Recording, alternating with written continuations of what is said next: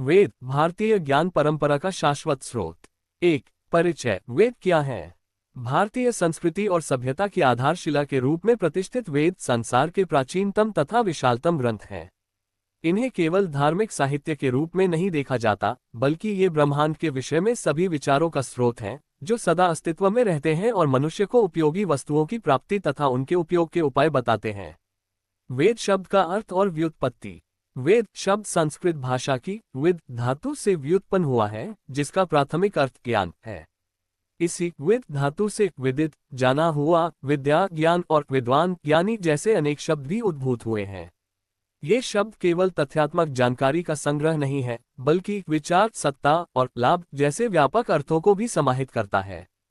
ये ज्ञान वह है जो ईश्वर को जानने या गॉड रियलाइजेशन से संबंधित है।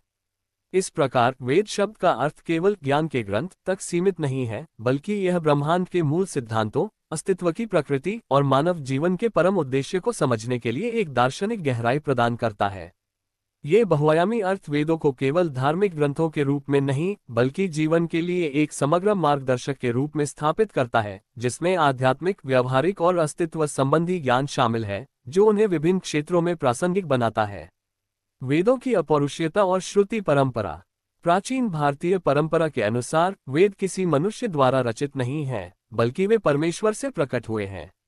इसी कारण इन्हें अपौरुषेय कहा जाता है, जिसका अर्थ है पुरुष द्वारा न बनाया गया।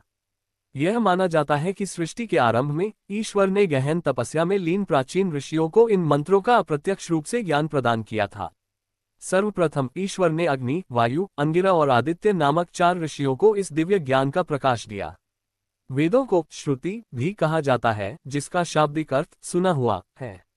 ये ज्ञान पीढ़ी दर पीढ़ी गुरु शिष्य परंपरा के माध्यम से मौखिक रूप से संरक्षित किया गया। शिष्य अपने गुरुओं से मंत्रों को सुनते, स्मरण करते और फिर स्वयं गुरु बनकर अपने शिष्यों को सुनाते थे। यह मौखिक परंपरा हजारों वर्षों तक चली, जब तक कि बाद में इसे लिखित रूप में संकलित नहीं किया गया।